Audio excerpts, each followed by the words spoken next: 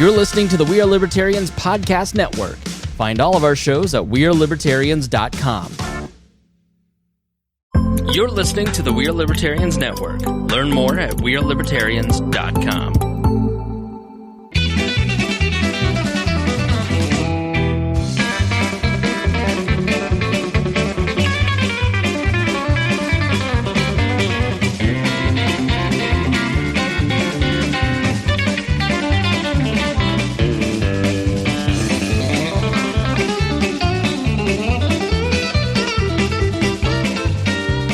Welcome to the Boss Hog of Liberty podcast. This is episode number 426 of East San Antonio's favorite podcast. Jeremiah Morrell here, joined by executive video producer, audio engineer, and a man who had a suicide cracker on the Patreon, Mr. Zach Burcham.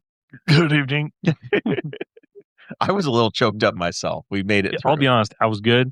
And then the longer I talked, I started to get like a tickle. And I'm like, I like, I bet this is just residue.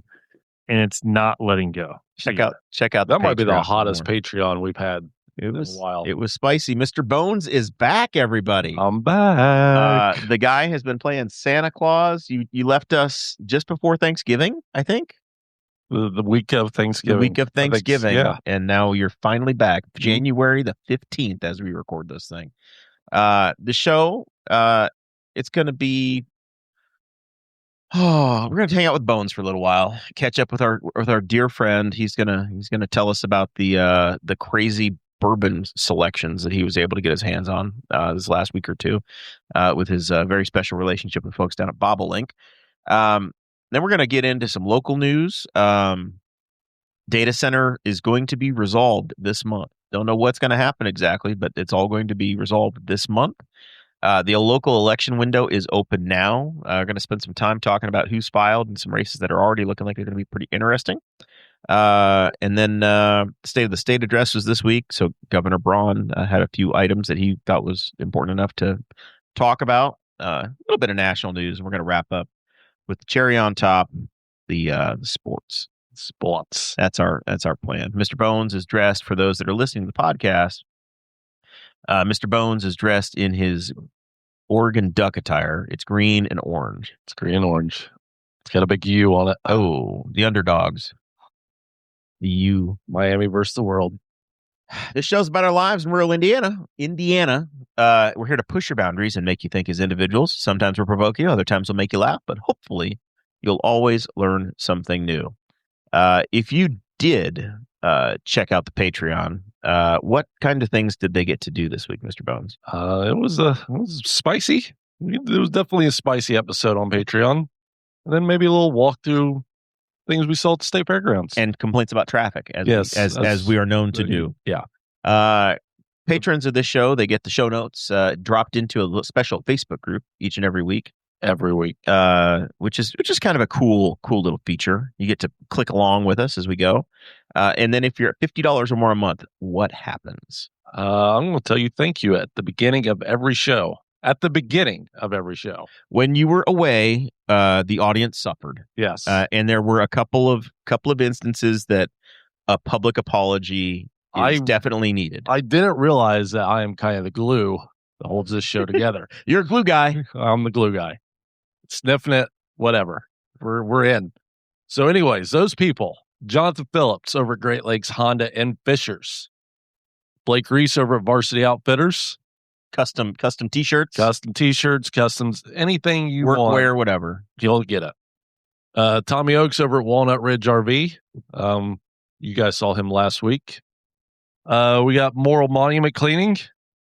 We're going to clean the headstones of your fallen loved ones. And then, or if you've got one, maybe you bought one early and you put your name on it. Yeah. But you still don't have that second date, but you don't want it to be looking tarnished. Yeah. It could be your own. That's true. It doesn't have to be a fallen one. I wonder if there's anybody ever that's Look, man, I got a deal on some marble. I know it's a little early, but it's looking a little rough. So Joyce, can you clean my headstone? Hire Joyce and have her go clean it up until it's time. And last but not least, Pops Recycle. Zach is speechless over there. Yeah, Bones is back. We make each other worse. All right. So thank you guys very much for being a part of it. We are heading into the season where I think a lot of people are going to be watching and paying attention to the show as we get into the candidate series.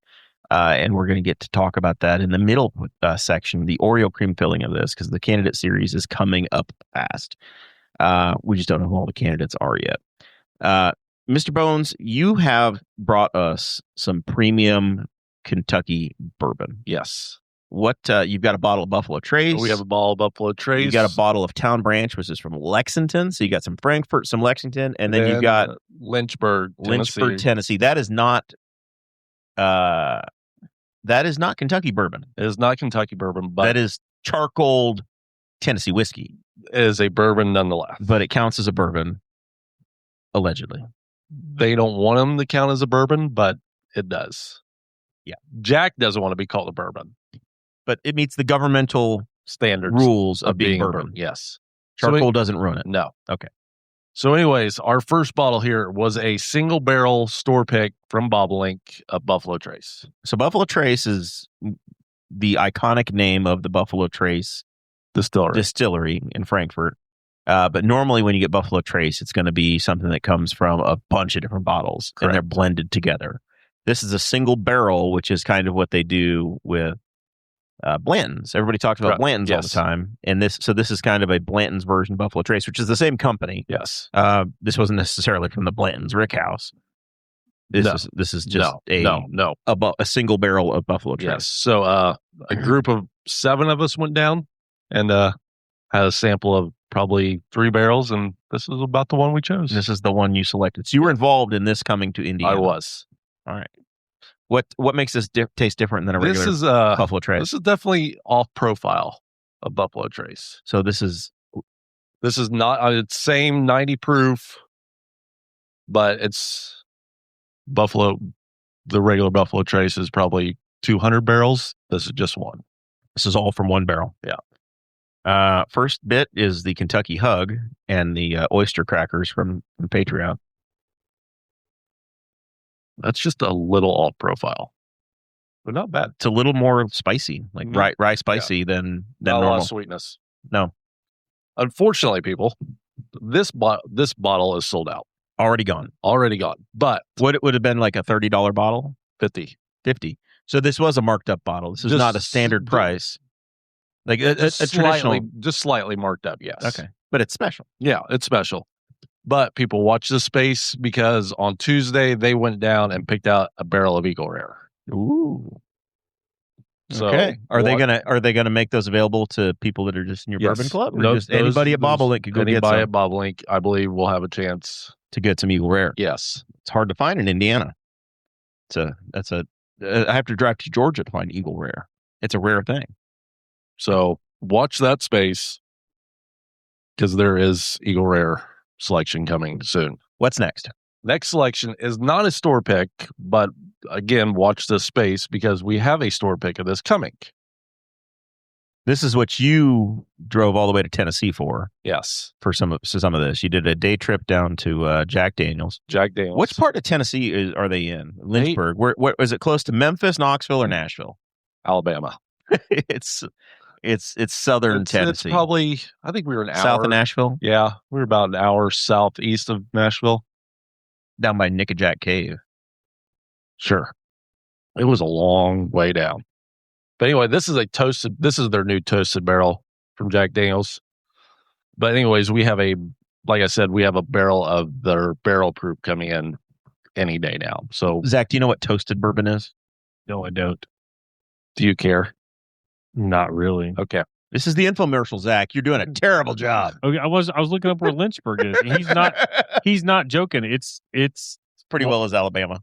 Yeah, like it's when you pull it up and it shows there's one highway that runs south of it, and then equal distance between the highway on down is the state line to Alabama. Like it's Huntsville is it's probably closer to Huntsville. Is the nearest major city. So everyone knows Jack. Jack's probably the most sold whiskey throughout the whole world. You get into Lynchburg, you would have no idea Jack Daniel's is there. No, it's not a big. They're not a big corporate presence or anything like that. It's very small, and all the rick houses are hiding throughout the hills. Really? And it's Yeah. not just one campus. It's just it's just spread out. Yeah. Well, that's fun. It's interesting. Even if you're not into it, it's worth going to go see, I think. If you're in the area.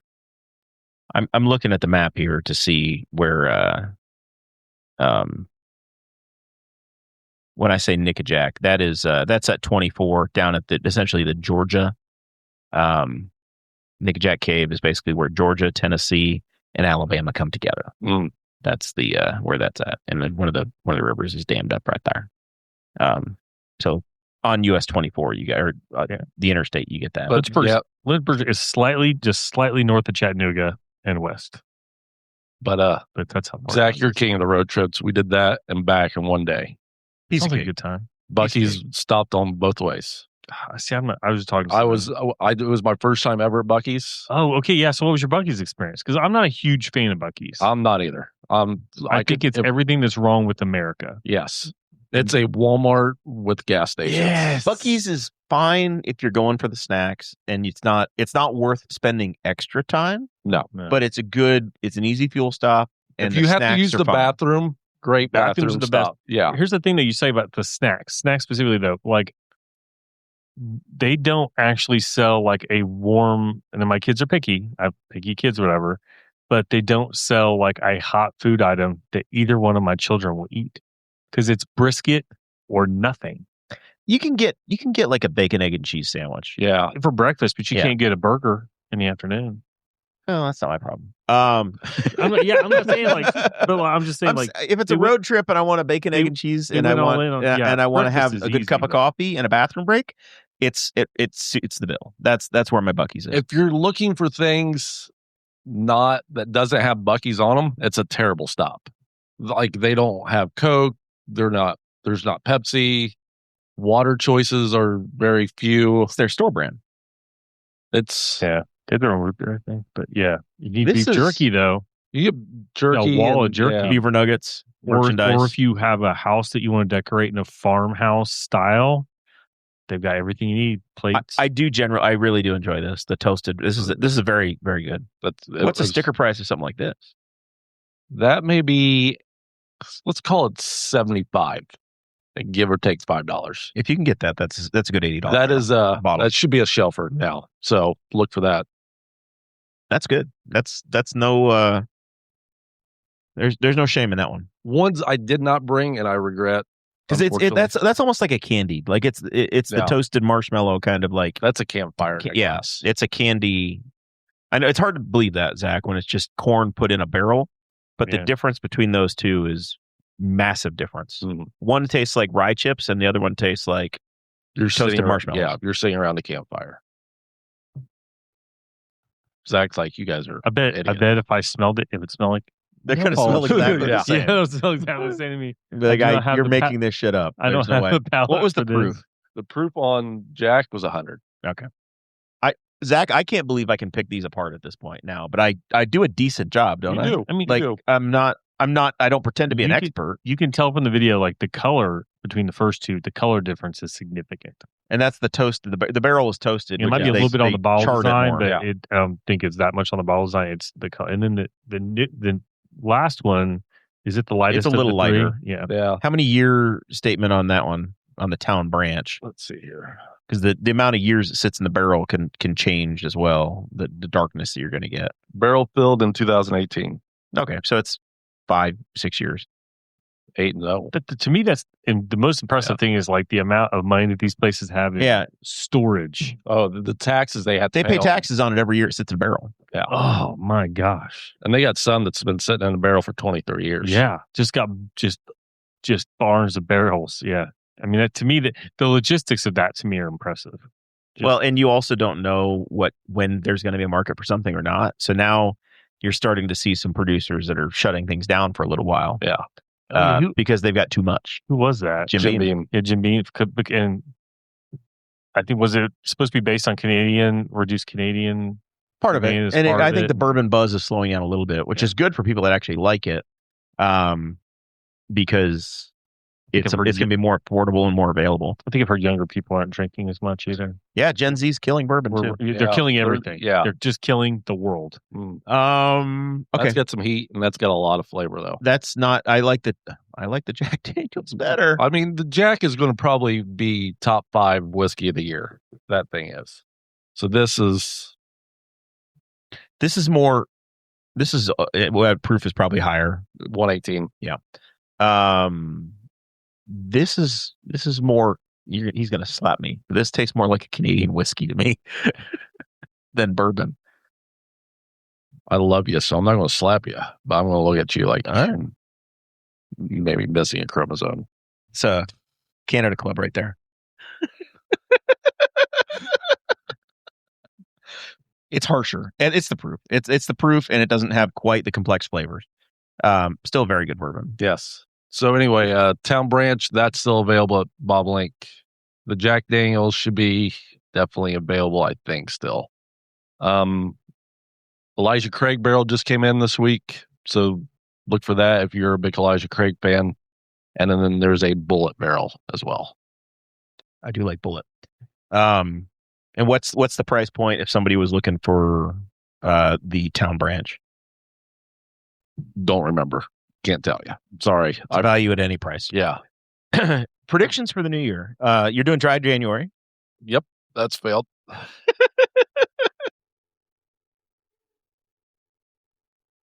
No, so I've always listened to people tell goals and stuff, and I thought, that's kind of dumb.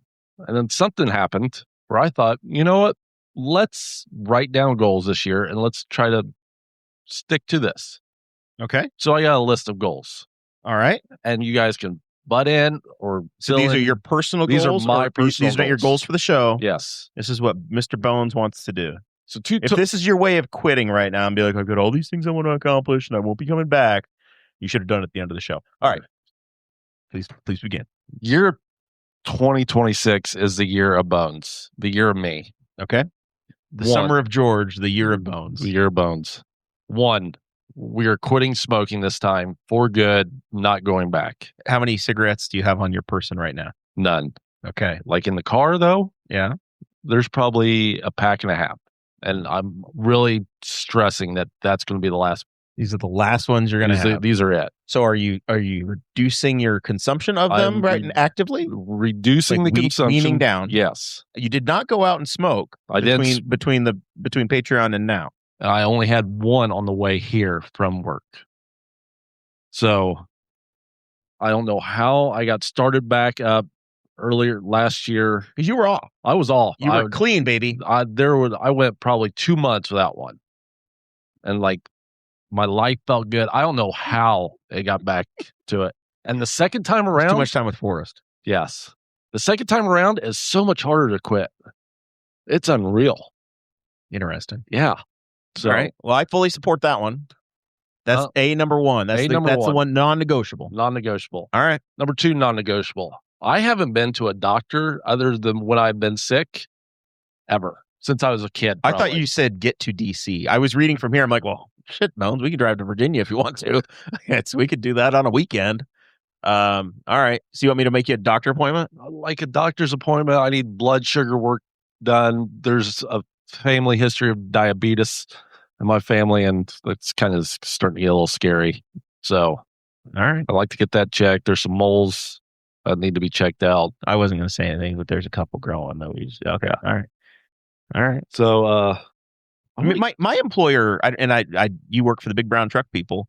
My employer incentivizes us. It's like $600 on insurance for myself and my wife, so $1,200 a year in reduced premiums for going for a wellness visit every year. You guys don't have that? They don't beat you into doing the right thing? No, they just pay for. I don't pay a dime in health insurance. See, they got to incentivize it a little bit. You could get lung cancer, and it's their problem. That's the way you've been looking at it. I don't know if it continues this year, but we got a $200 for going in and getting a physical and getting your lab work done or whatever. I don't know if they changed the program this year because they want to make it harder to do it, but yeah, they do it for us too. We get $35 to check off, but we don't smoke either, so keep that up. All right. I want to get back into more cooking this year. You've baked Forrest 0 times. I have zero. I have not cooked once. Betsy brings snacks. You bring bourbon. Yep. But you have not made us any food. I made my own dinner tonight. Oh, you did? I did. It was pretty easy, but it was basically open-faced meatball sandwich. But I did it. I love to cook. I can cook. Just I get lazy. Does Mrs. Bones do it for you, or are you people Grubhubbers? Well, it's Rushville. The Grubhub does not exist. She asked me the other day, have you ever ordered DoorDash? I go, no. So Newcastle, totally an aside, Newcastle doesn't have like pizza delivery drivers anymore. They're all DoorDash. So every restaurant in town has gone DoorDash. Huh. So like you guys have a Pizza King though, right? Yeah. They went to DoorDash? I don't know. I can't afford Pizza King. You have to think, because I'll be honest. There's people that do in town. If you got the budget for it, great. I have never DoorDashed or Grubhub or anything because I live in a town where everything is less than 2 miles away. Yeah, I know my wife has, and she will order DoorDash through the app and pick it up because it makes it available for like a remote pickup. But I don't think I have ever been complicit in a DoorDash driver coming to my house. I've done it in a hotel. No, the closest I've ever gotten was I almost did to the hospital. This is how long it's been. When my wife was in the hospital, like maybe when one of my kids was born. I don't think so. I think it was the surgery after that. And it was cluster truck. I almost got cluster truck because I'd heard, because like the nurse was like, "Oh, you should try it. That's pretty good." Yeah, I've never. I did one time order carry out through one of them because it was a restaurant that's kind of hard to order from. You have to call everything in, and it's mug and bun. And if you're calling in an order for 5 people, it's overwhelming. And then I figured out, oh, they charge you for that. Like it's like, oh, this is free. It's because they just up the price of everything and then just take their cut. So I probably pay like an extra $15 for that order for mug and bun. I never have because normally I'm in Newcastle, and like I said, I just go pick it up. All right. I had Domino's delivered the other day by a Domino's driver. The Domino's does. I guess pizza. Papa John's has gotten rid of their delivery. Yeah, Domino's does because you see their in town. You see their still see their stuff people. stick on the side of the cars. I'm not sure about Pizza or Pizza King because if they do their cars, Pizza King in Rushville still does. Yeah, those are all independent franchises. Pizza King is, it is pricey. It is pricey, but delicious. It's so good. I mean, I'm not. Yeah, I get it. It is a regional taste. I understand it. And I can appreciate it. Once again, but Pizza Jeremiah King, might be missing chromosomes, people. Pizza King is a regional taste. You're a regional taste. I know. Big and essential. You don't get it anything. There's a lot. I'm always amazed at the stuff that's oddly regional. You wouldn't think that like with McDonald's and all other stuff that people kind of have the same tastes all over the place, like just nationally. But yeah, Pizza King's a weird thing. I think is there something going through the state house where they're trying to make the breaded tenderloin like our state sandwich? Yeah. Breaded tenderloin has very limited reach outside of Indiana. I don't know if I've ever seen a breaded tenderloin outside of states, Indiana and Iowa.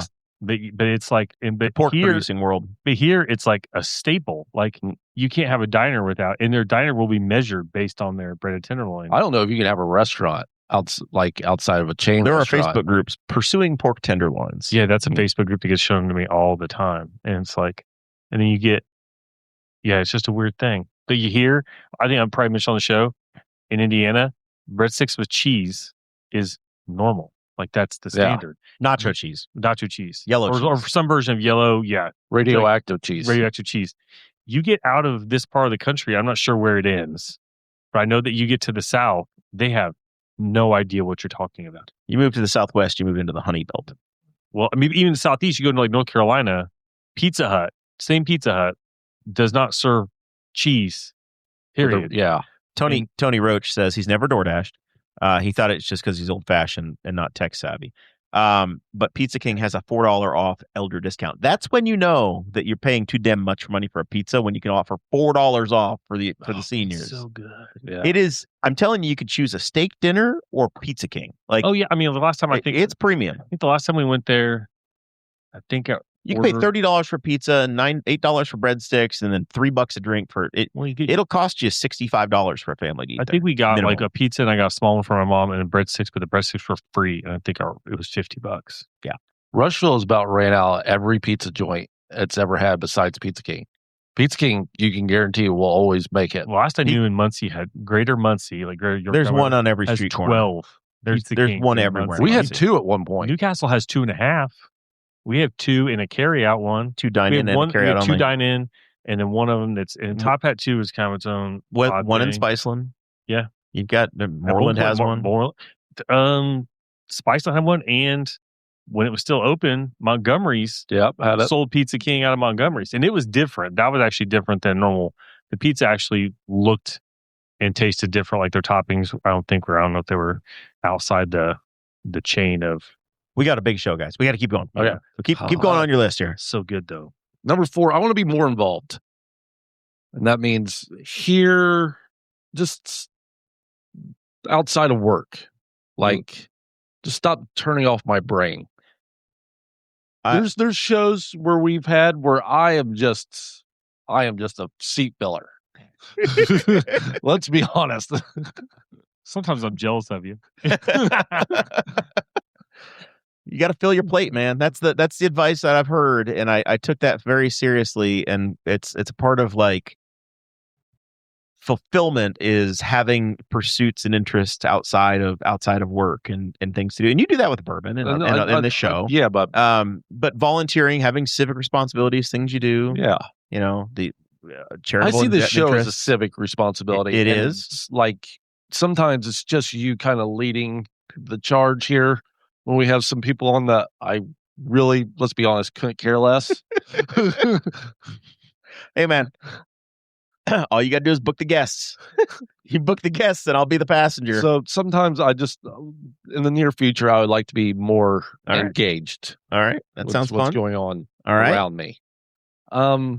Fitness side, I think I might want to get into yoga. Yoga's pretty awesome.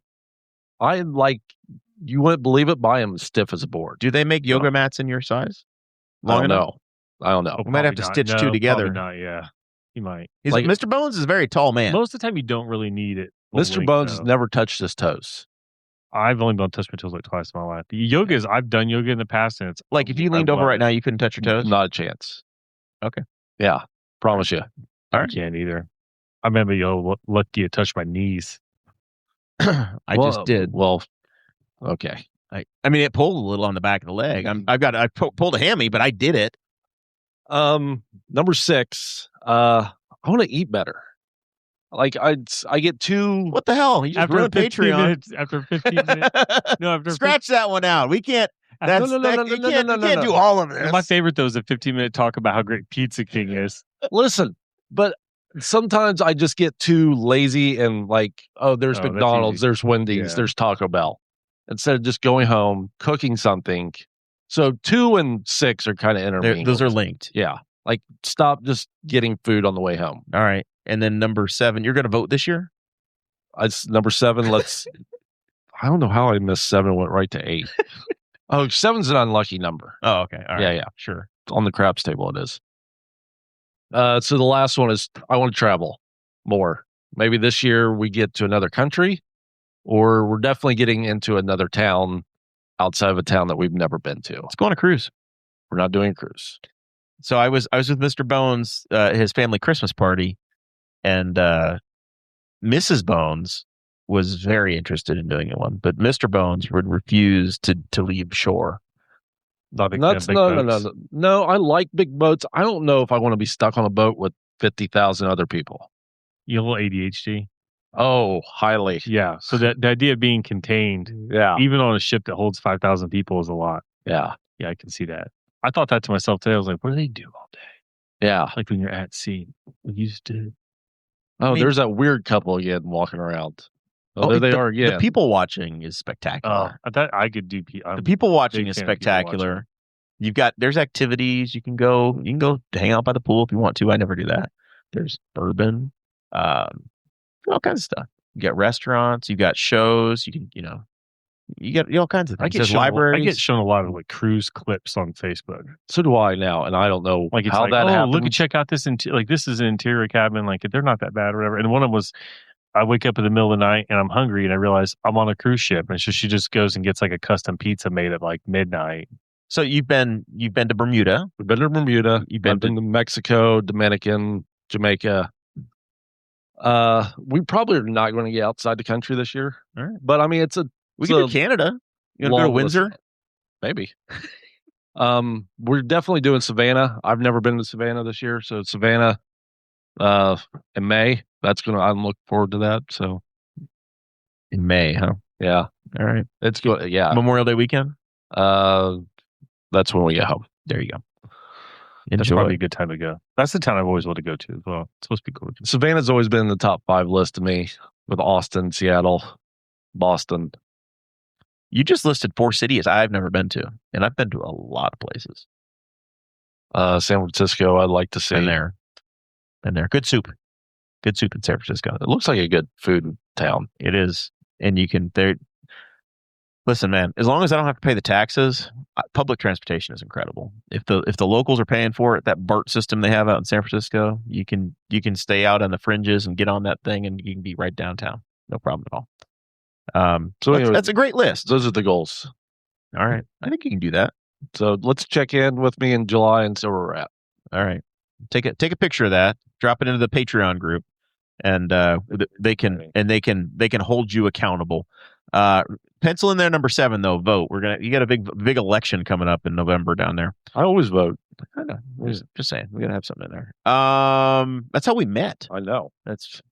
Do you know that's how Mr. Bones and I met? How did you guys meet voting when he's not? I was standing outside of a polling place for a candidate running for mayor of Rushville, Indiana, and Bones and I had our first podcast because he stood at the polling place. I may have been working that poll, bothering me. If you were working that poll, you didn't talk to a single voter for 12 hours. No, no. Here's the thing was, I was hired by the dark side, the Republican Party, to just sit in there and text them people who's came in there and just text who's came in and who hasn't. So you're just like, he was a spy. Yeah, small town spy. Yeah. So we chatted, but the Democrats had the same person. Yeah, Libertarian. Ironically, I've been reading Tom Saunders' book, and he talks about they had somebody who just like who's come in and like literally counting votes based on, we're pretty sure this person voted this way, and just like small enough areas that they could do that. So, anyways, I was dumb, broke. They paid me $100 for the whole day. You were getting paid? Lunch. Yeah. It's the Republican Party. They had money to burn. That was the first Tuesday in November 2011, and we still have the same mayor. And Rushville hasn't changed mayor since. Yeah, me neither. That was the election of Mayor Pavey, of Mayor Mike Pavey. Data center. The meetings continue. This has been a big story we've covered. There was a work session on January 7th, based upon, this is kind of like looking at Supreme Court testimony, where you can hear the arguments that are being made and hear the questions that the judges ask, the justices do, and you can kind of figure out where people are kind of looking to be. There's an article our friends over at the Courier-Times put together that we linked to in the show notes. If I had to guess, Commissioner Hoon is probably opposed to this. Commissioner Dellinger is probably leaning yes. He voted yes in the Planning Commission meeting. I think Commissioner Wiley is probably voting yes as well, because he basically said, and he's quoted in there saying, "I don't have any more questions. I'm good." So it's really going to be a matter of if anything changes with Commissioner Dellinger. Is my guess as to where things are. There's going to be another meeting on the 21st at the Knightstown Gym, 6 o'clock public meeting. It's supposed to go from 6 to 8. And public will actually have a chance to have comments and be heard. And then the vote will be the following week on the 28th at 6 p.m. at the Sheriff's Department. And that'll be live streamed. There's a capacity cap in there, so you're not going to be able to get everybody under the sun into that building. There's fire marshal restrictions. So your big crowd is going to be at the Knightstown Gym. Maybe we should host a show from there that day. Which one? The 28th. So that show will be you and Zach. I will be out of town. I will be in our nation's capital, but I think you wearing the U shirt trying to host a show from that would be spectacular. I was doing other business today, and the guy was like, "Yeah, we need to do this one thing with the commissioners, but I'm waiting until after this data center thing's going. I'm not going to a meeting where the data center's on the." I was like, "You don't want to walk back all the people with like pitchforks and torches?" He's like, "No." Honestly, my neighbor has a big pothole in front of his house, and I thought it'd be great to show up at a commissioners meeting and just waste everybody's time with that for 45 minutes and make them all just sit through the mundane governing of actually dealing with people's real problems, and let them all just be frustrated when they want to talk about the thing that's not going to come up until the 28th anyway. Like 5 or 6 people together. Yeah, just be like, and I need help with this pothole, and this needs done, and this riser isn't fixed, and just the basics. We'll see. I'll be honest, on people that are on Facebook, it's annoying the amount of like either misinformation or in some cases, I think just flat out fabrication of information. There's a person who's posted on Facebook that they claim they've called the gas company, and the gas company says that yes, there's going to be additional infrastructure in place for this project, and it's going to be passed on to the consumers, and there will be a rate hike because they see the plans in their system, and there's no plans. This is just zoning. I remind people that you can get sued for defamation on the internet now, and there are civil penalties if you are just blatantly spreading lies. So be careful. This person's not attacking anybody. I'll give them that. They just seem to be fabricating conversations with their utility companies, claiming that she's talking as if they are telling her, yes, I can look at the schematics right now and it's going to cost you this much money on your gas bill to have this done. And I was like, I don't think that's what we're doing yet. But that's not necessarily people, please the case. take the time to get educated before you take a position on it or not. So this next segment is going to be a continuing segment that we probably will have through the I'm guessing like the second week of February. Another space to watch, people. Another space to watch, the local election filing window. You can run for office now if you're not happy with the way government is working.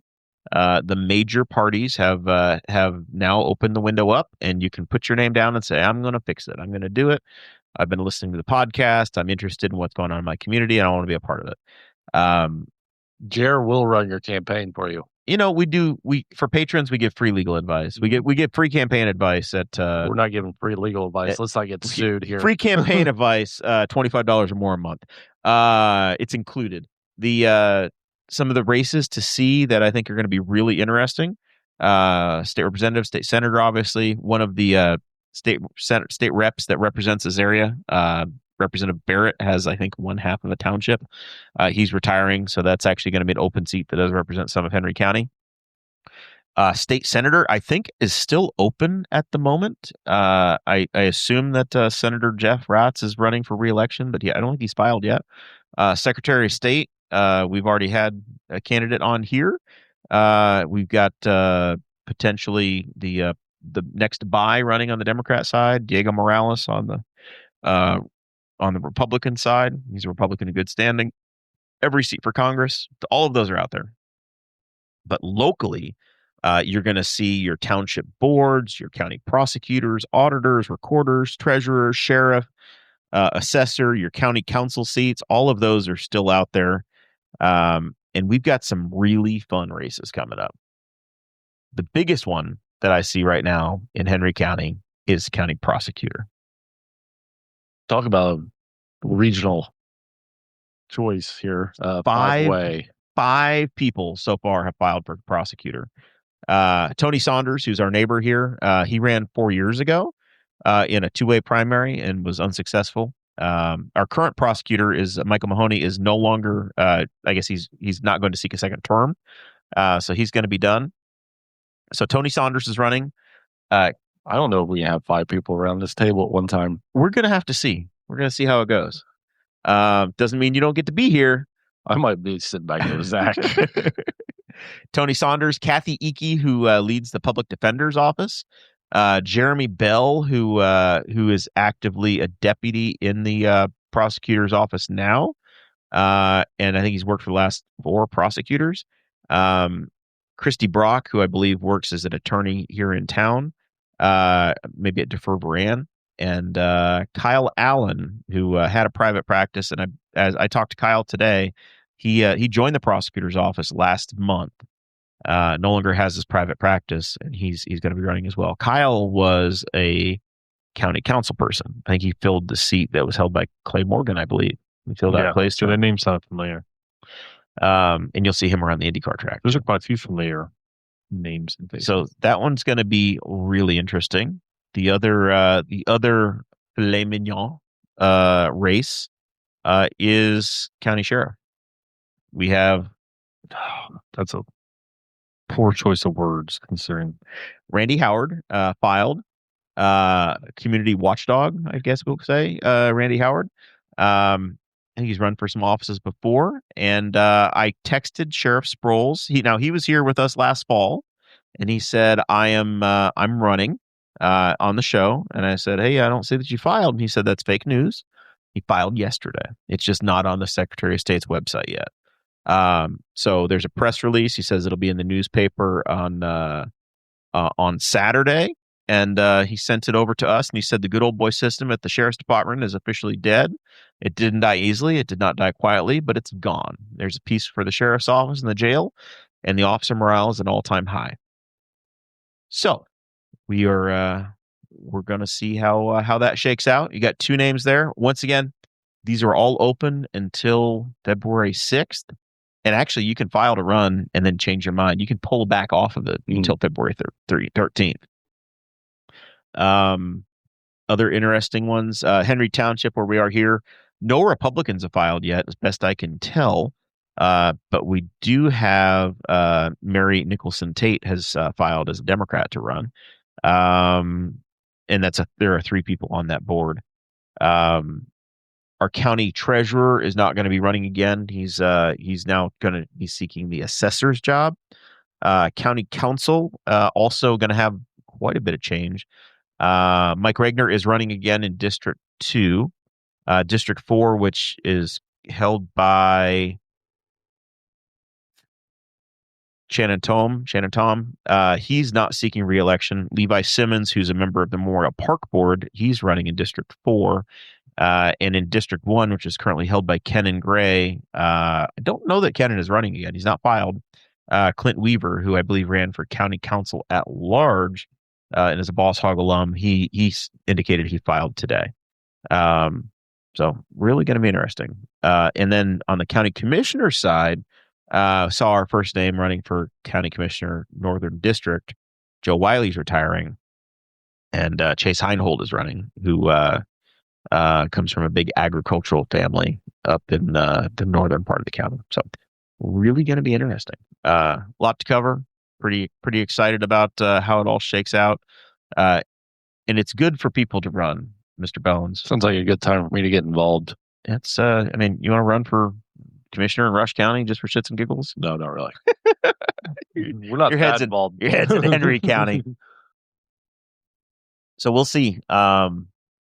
It's if somebody is running and they're the only person on the ballot, they don't have to work as hard. No, they don't have to work at all. They don't have to really spend a lot of time thinking about what their platform is, how they're going to serve people. They don't get the challenging questions. Iron sharpens iron. Yeah. That's the way we look at it here. Even if it's a great friend of yours that holds the office, it's good for them to have to practice, to get ready, to do the things that it takes to actually run, and it'll make them better when they are serving. So it's not. Hopefully, your friend understands. It's not. It's not offensive. Like when I ran for office, I ran against Tom Saunders. We walked away very friendly. He's still a member of the ensemble that we have come through here. Talk very often. It helps that it kicks your ass. I got 27%. That ain't nothing. So we'll see. It's I was concerned that people were going to lay back and not be interested, and seeing that 5 people filed for prosecutor. Oh shoot! Which is an odd one to have. This is a crew. Very competitive, yeah. But it's an open seat. Yeah. And there were a lot of folks that have had concerns or comments about the way the prosecutor's office and the judges have worked in the last couple of years. So we'll see. Yeah. If you are interested in voting on these offices, you have to register. You have to do that before the primary season starts. indianavoter.in.gov. You can jump on there and jump right in. So, If not, B&B will help you out. yeah, and the motor voter thing too. You can go down there and they can do it. But it's really easy. Or I'm sure if you call anybody running, they will help you through the process. They'll help you with the paperwork. They want their people. So yeah, this could get very. I was looking at it going, man, we got it. The election's early May. That means March and April, boys and girls, are going to be just jam packed with people. Yeah, we finish up. We'll know who the people are by the 7th or 8th of February, and then we immediately start trying to contact people and wrangle them and figure out how the hell we're going to fit them all in. Zach, we've done this before where we have 2 shows in a week. Yeah.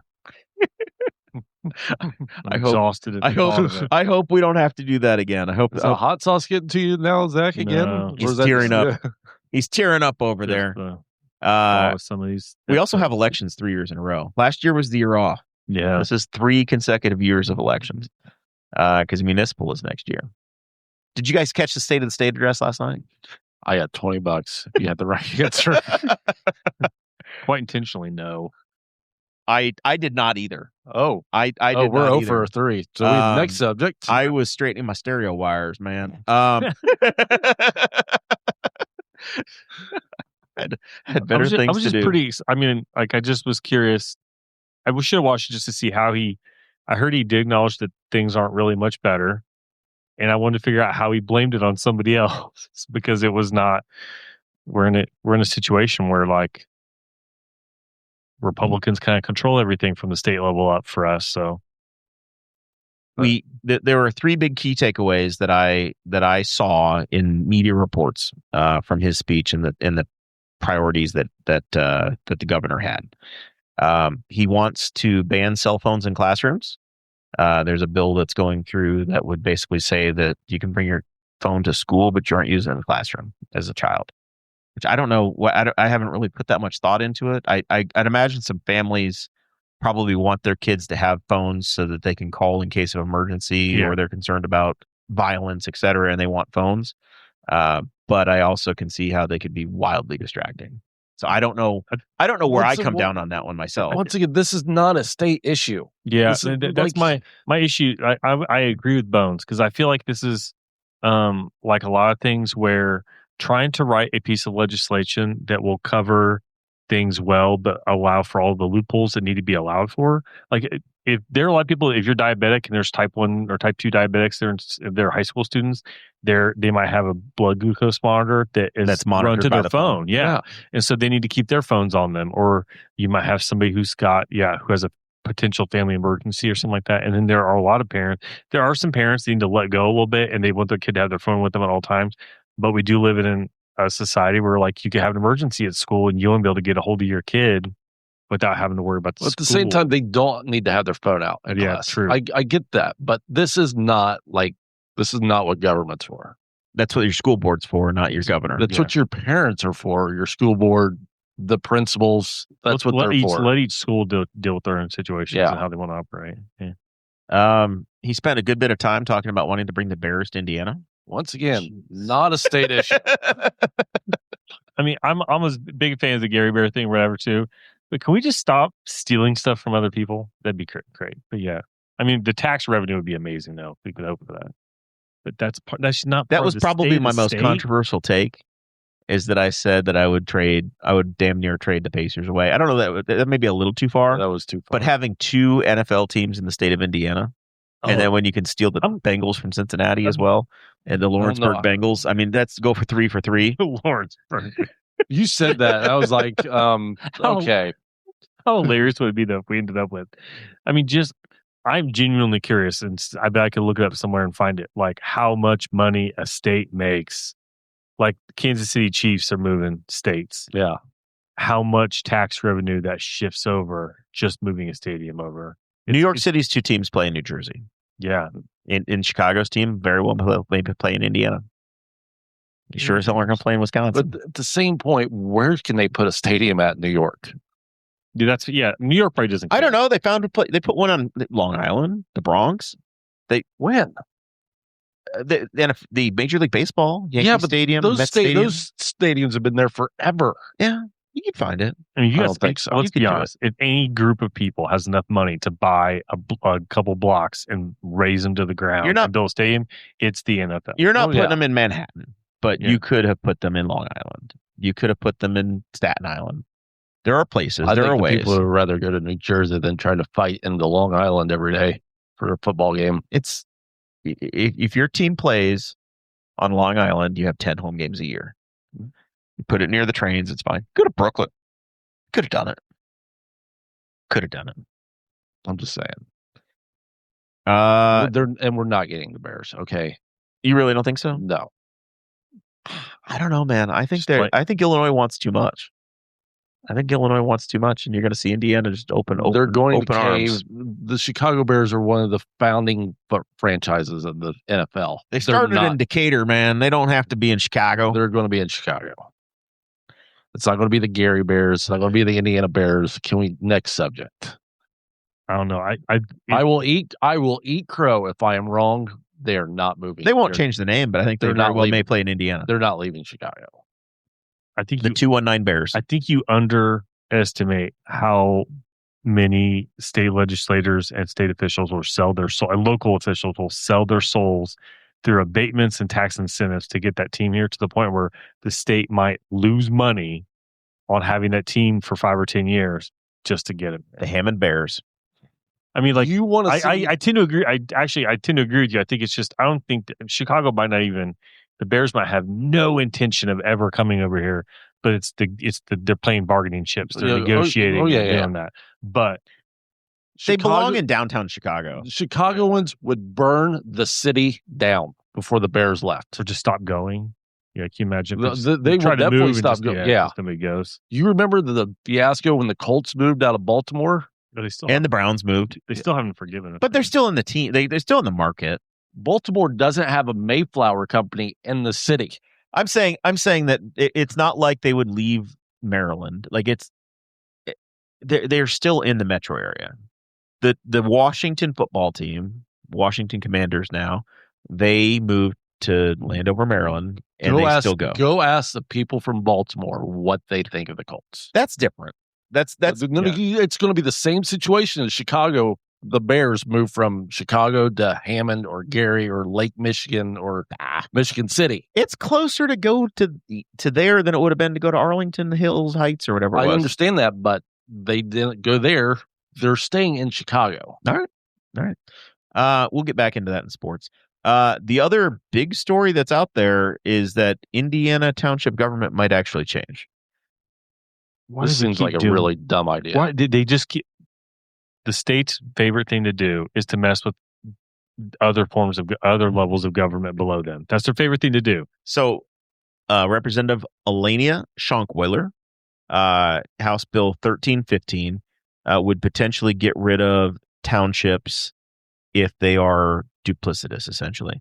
There's maybe 1,000 townships in the state that could get eliminated. You picture places like Henry County. I think we have about 15 townships. There's 92 counties. That gives you can do the math to figure out about how many townships there are in the state of Indiana. The proposal would consolidate townships that don't operate fire departments, have less than 6,700 residents, and don't meet a minimum emergency assistance distribution. So the very small townships. Additionally, if a township has 80% of its territory and half of its population living within city limits, it would have its functions assumed by the city unless the township operates a fire department. So when I see that, I think that like Henry Township here in Newcastle would just become like Unigov. Newcastle would take over all township government for this community. That would be the place that I think you could see a change. And then some very small rural communities that if you don't have a fire department, and I think about Rush County, and I think there's a lot of places in Rush County that don't necessarily have a fire department.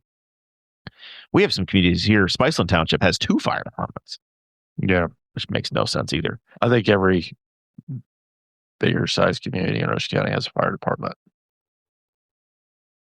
It's funny that they've been trying to like pare down / eliminate township level government for decades.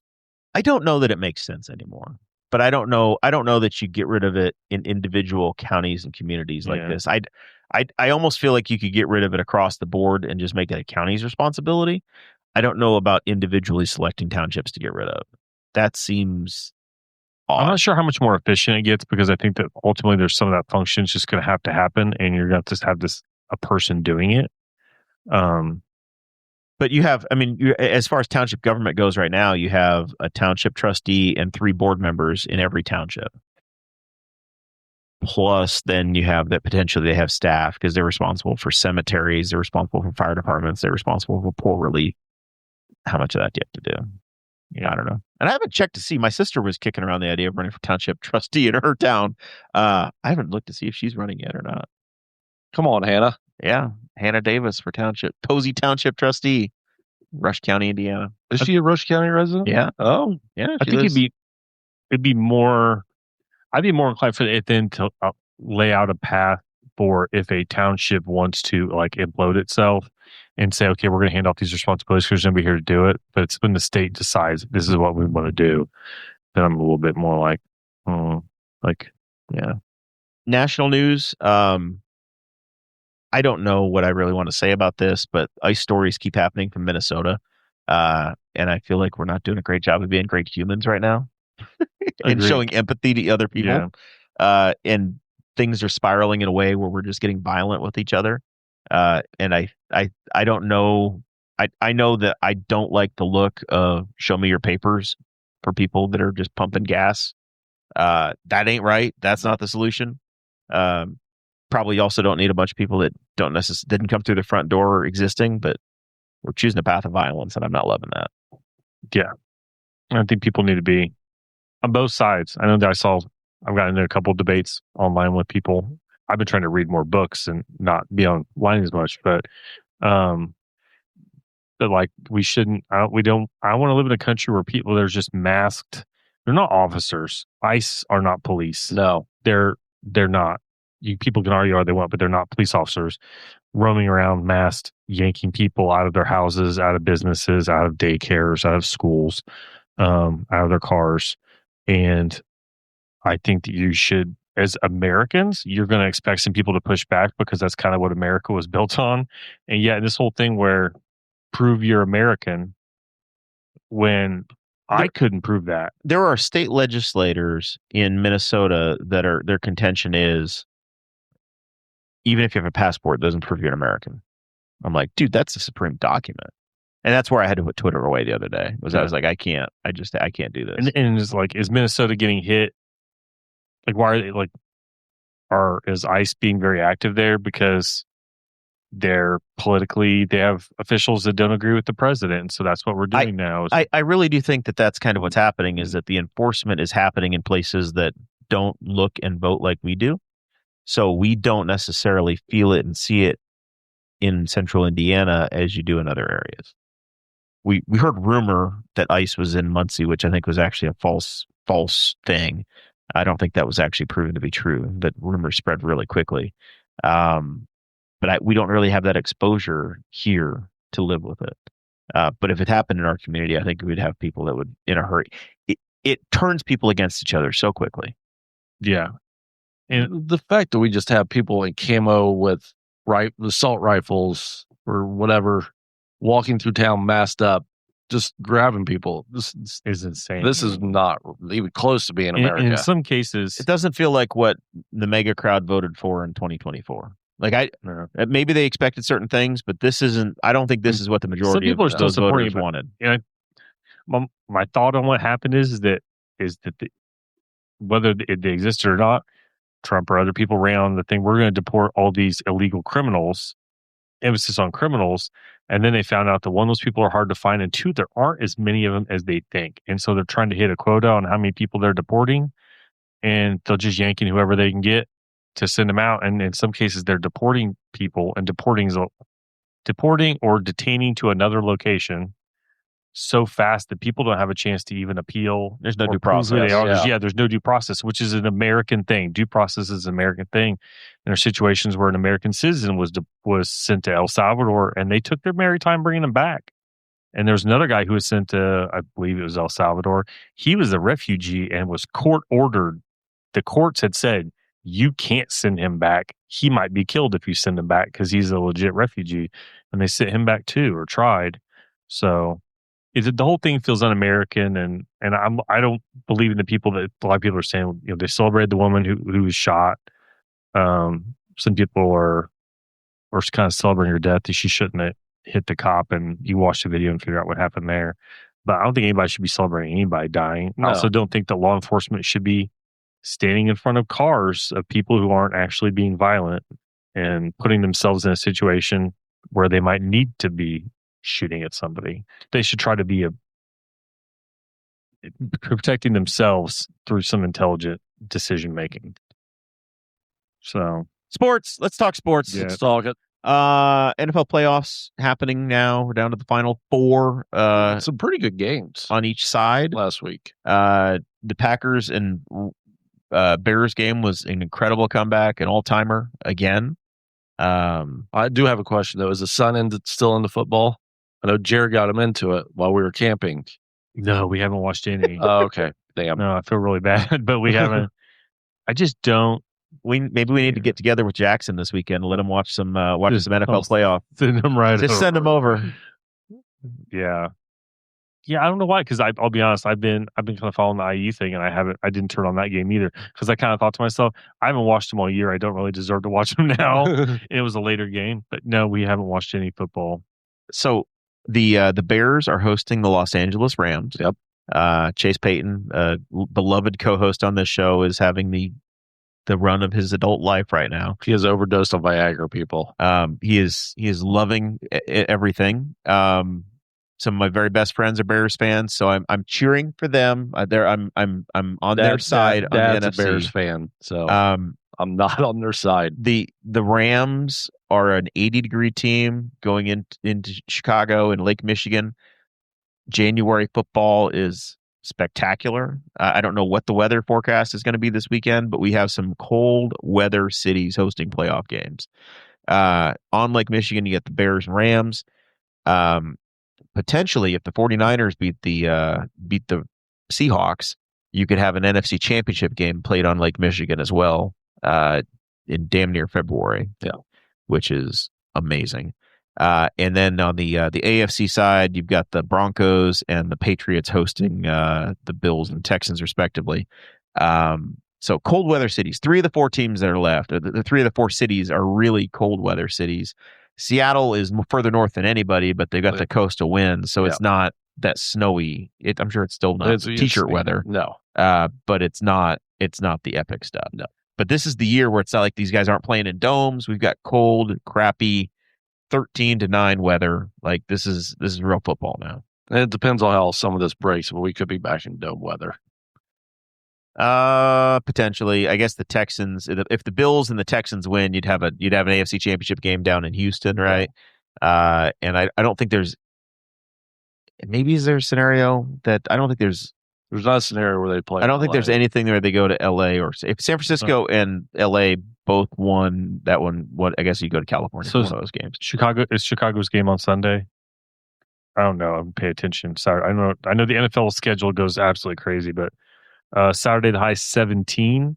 It'll feel like 2, and Sunday will be basically the same weather. 17 to 18 degrees with 15 to 25 mile an hour wind. Sunday 6:30 p.m. Chicago Bears hosting the Rams. So in the dark.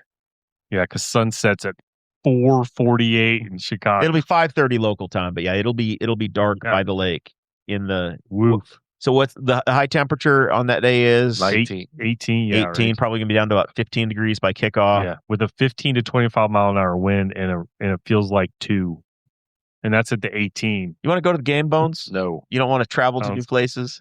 I mean, I would go, and I'd probably get killed because I'd be in Rams gear. Who's making it out of this weekend? I'm still. Who are your 4 teams? I picked the Rams earlier this year. I'm sticking with the Rams. I'm sticking with. It's probably going to be Seattle. San Francisco just keeps getting beat up and beat up. They are losing players left and right. Yeah. I want to say it's going to be Patriots, Texans. I'm going to go, and I guess I need to see the matchup because I did not do a good job of preparing the show notes on this side. I'm going to go Bills, Patriots. Okay, so let's just see. That's where I was wrong because it's now. Yeah, Broncos and Bills, Patriots and Texans. I'm going to go Broncos, Patriots as well. All right. Yeah, I'm going to go Bills, Patriots. I'm going to go Bills upset in Denver, with the Patriots the Broncos having had a bye.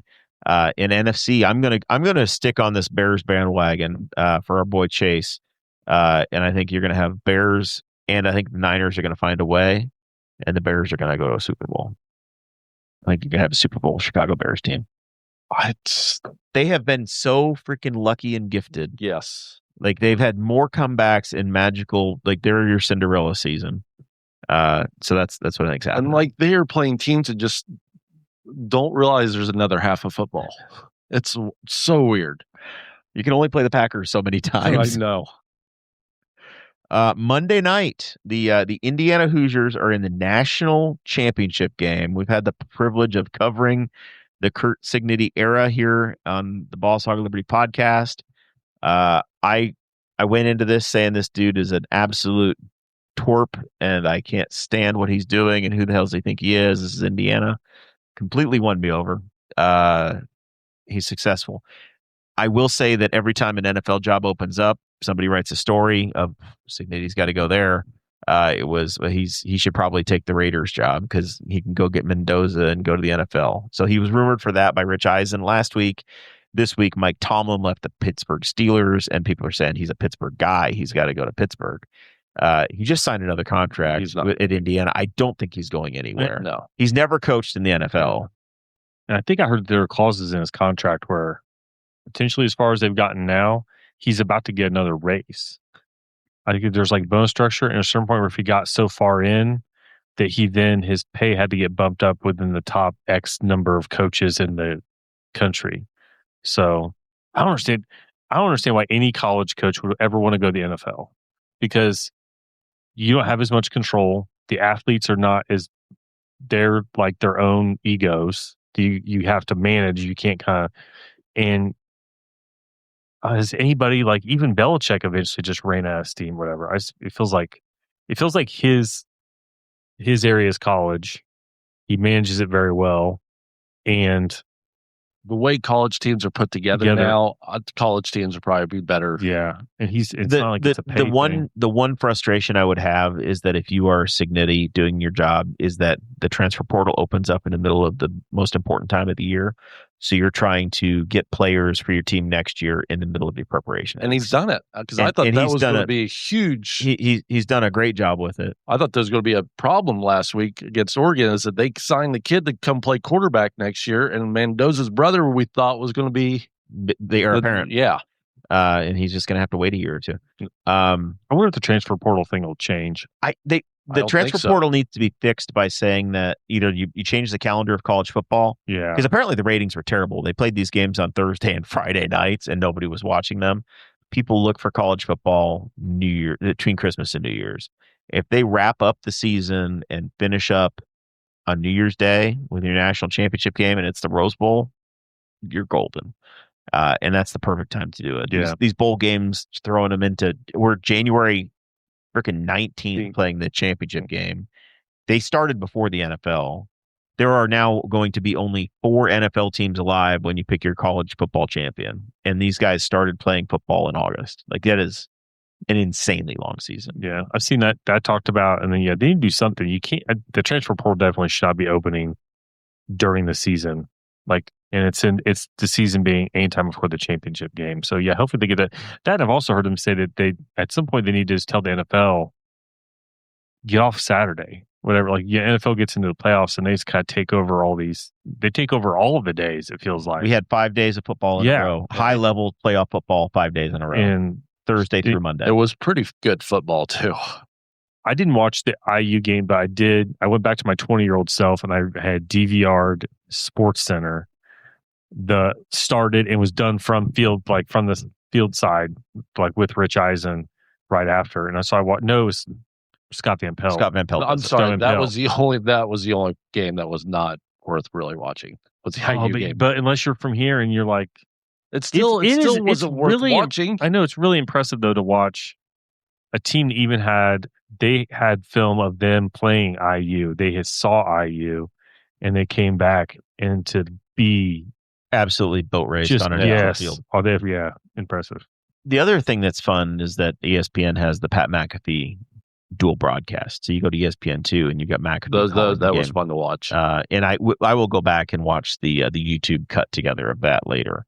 Those are enjoyable. He's been hilarious for the whole thing because he's such a homer. ESPN having McAfee join them in the year where the Pacers went to the NBA Finals, and now Indiana going to the national championship is the perfect timing for Indianapolis-based sports. My voice is falling apart. If you were to want to go to this thing,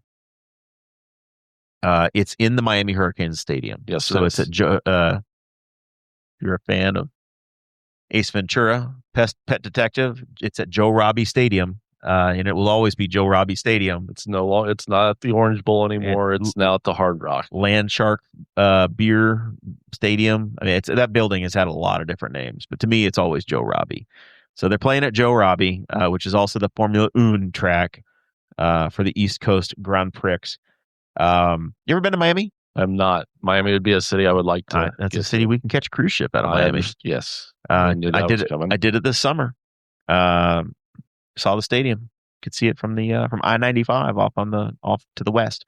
They're playing in the Hurricane Stadium. Fun fact, which seems unfair. Well, here's another fun fact about this. So when the Hurricanes play there, they use the visitors' locker room and not the Dolphins' locker room because the Dolphins play there as well. The visiting team always uses the Dolphins' locker room, and Miami does the other locker room, and it's going to say the same because Miami's technically the away team. The road team. Yeah, for this game. I'm curious to see what the crowd looks like because beside the on-the-field whipping, showing up the fan support at the games has been It was estimated to be 95-5 in Atlanta for Indiana fans versus Oregon fans. I don't think it's going to be that in Miami. So each team is supposed to get 20,000 tickets for their alumni base, and then the rest are out there. If you wanted to buy, I pulled this data myself today. I went into to StubHub. If you wanted 2 seats together, nosebleed end zone, $2,971. So you would pay damn near $6,000 for a pair of seats. Yeah. If you wanted good seats, not sweet seats, just good seats, 50-yard line, lower section, but on the 40th row, row 39, $10,340 a seat. So $20,000 to go to the game and have good seats. But that was literally top row, end zone, nosebleeds, $6,000. Unbelievable money. Yeah. Indiana's alumni base is said to be 800,000 people. There are deep pockets, and there are people that haven't seen champion. The last time that IU basketball played for a national championship was in 2000. They lost to Maryland. And that was a miracle season. It was basically Bob Knight's last team, and it was the new guy had taken over. Yeah. Mike Davis was coaching that team. It's been 25 years since IU's had a national anything to go to. There's a hell of a lot of doctors and lawyers and business people that have graduated from IU's system and are spread across the country and are spending that money on this. The Peach Bowl crowd, it looked like, and I get that Oregon obviously has to travel very far. I think the IU dominated the Rose Bowl crowd too. They did. A little harder to see because it was shades of crimson, but the Oregon section was like a section. It was like if it was the band in the corner. You would see a little dots of green. Yeah, and there's like one little section that was mostly green, and then the rest of it was, and then when they show shots from outside the stadium, it was just people in IU colors. You're like, this is insane. And I knew 8 to 10 people that went. Random people would just post up their picture and they're outside the stadium. Or at the game. Yeah, I mean, they were there. I'm like, this is like it's impressive to see. And so like I get Oregon, but like a lot of Indiana people were in California too on New Year. So I was like, that's been impressive to see, just because it's IU. I think it's just kind of people have forgotten about them a little bit. The basketball team hasn't been that great last couple of years, and it's impressive to see like a school mobilize and an alumni base mobilize. It's pent up demand, Yeah. I think, because Miami has they've It's been going to be pent up demand there too. This is a nice season for them, and it's been a while. But in the last 20 years, they've been on the national title stage, right? Like 2005-ish. 2002 was the last time they 2002? played for the national title. Okay, I mean it's been this century, but it's been a while. This was not. This is more expected for Indiana this year than it was for Miami. It was. Indiana was in the playoff last year. Miami was said to have snuck in, and Notre Dame fans are still pissy about it. Notre Dame's fans are pissy from something that happened in 1953. That said, this team beat Ohio State, did they not? Miami beat Ohio State. IU beat Ohio State. Right. I mean, the Miami is no joke. No. And their coach coached Oregon previously. I mean, they're He also played at Miami. They're well pedigreed. Looking forward to it. Monday night, we'll see how it shakes out. I'm very much a Purdue guy, but it's good for the state. You get on the bandwagon, you enjoy it. I am not on the bandwagon. Let's go Miami. They're funny characters though. Like Fernando Mendoza's, You can't. his interviews are so great. Cringeworthy. Fernando but they're is good. lovable, and he is going to be an icon from this state forever. The only thing that doesn't make them, that I don't find them cringy, but I would agree in general that they're cringy, except I think that's him. Then He's that's just that problem. guy. He's just this incredibly Right now, it's upbeat guy. And then like you see, there's a lot of memes about this. And then you have Signetti, who has like no emotion whatsoever. He said, "I can't." He's like, Mendoza is a thing. happy puppy dog Oh, all the time. yes, And all the time. So great. I hope the Jets don't destroy him. I hope the Raiders. The Raiders are going to destroy him because he's not going to be a locker room guy. Poor guy. Yeah. I hope he's making money now. Good for him. He's making money. And I hope he makes a little bit more money and then just he finds happiness somewhere. I'm not sure if the NFL is going to be the spot, not because of skill, but just beat the tar out of people. Just the personality clash, I think. He's just like too happy, too genuine, too AI-ish. He's hilarious though. His interviews are great. Oh, final thoughts, Mr. Zach? I'm tired of the weather. I'm just going to complain about that for a minute. Other than that, I'm trying to think. Dude, we had 60 degrees last week. Every one of those is a coupon for one less day of January. But it's just rainy. It's like we don't get a warm. And then I'll be honest, what I get real tired of is I want it to just rain and then not snow so that we can get the salt off the roads. And it rains and we got just enough snow that they salted the heck out of the roads again. And I'm tired of that. Other than that, I'm trying to read more books. So I've read a book about Top Gear. And I'm reading Tom Saunders' book. I'd started it and then kind of put it down and I picked it up and I've almost ripped through it. I've got another day until I knock it out.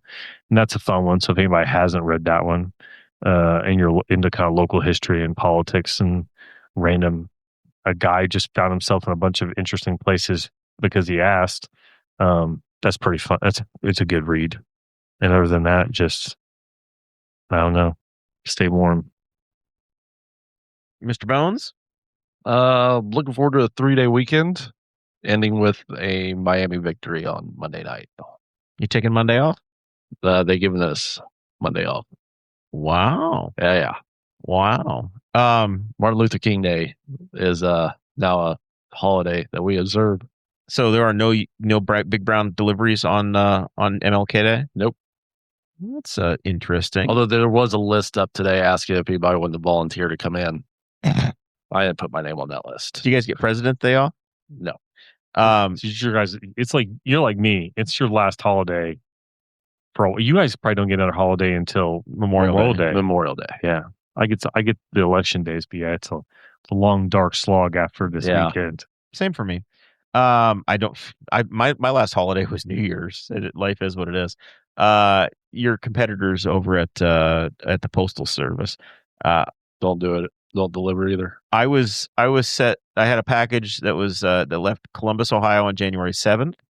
Took 2 days. Well, they created a label on January 7th. It took 2 days for them to admit they had it. It was in transit from Columbus, Ohio on January 9th to January 13th. It arrived in Columbus, Ohio. January 13th, it went to Indianapolis, stayed in Indianapolis for a day. January 14th, it arrived in Muncie, and I thought I'm going to finally see this package. And then today, it was received in Lafayette, Louisiana. I'm going to tell you this. I have seen the inner workings of how FedEx and UPS and the Postal Service work. How we get anything delivered each day is beyond me. All the belts, everything that has to go right for that package to get the point A to point B is unreal. And sometimes when it's really working, it's really impressive to like watch your tracking, because I've had something be checked into a facility and then checked out of the facility in like 6 minutes. And you're like, wow. But then at the same time, I got a Christmas card yesterday. And it came from a different state, but it was postmarked December 19th. So it almost took an entire month to get there. Just a Christmas card. I found a UPS letter the other day that had been stuck underneath the belt. It had a date that we kind of use if you look real close. October 31st. Did you just throw it back in the system and hope it fishes out? I delivered it today as next day air. It was supposed to go out October 31st. Did you sheepishly did you make them sign for it? No. But this thing looks like it has been through the ringer. Probably Clark Griswold's Jelly of the Month Club membership. It's a check for life-saving surgery. Something. Next day air. You probably paid $37 for it to get under that. Probably the title to somebody's boat. Wow. Hey, we're gonna be back next week, Thursday, 7-ish. Come join us then. Have a good night, everybody.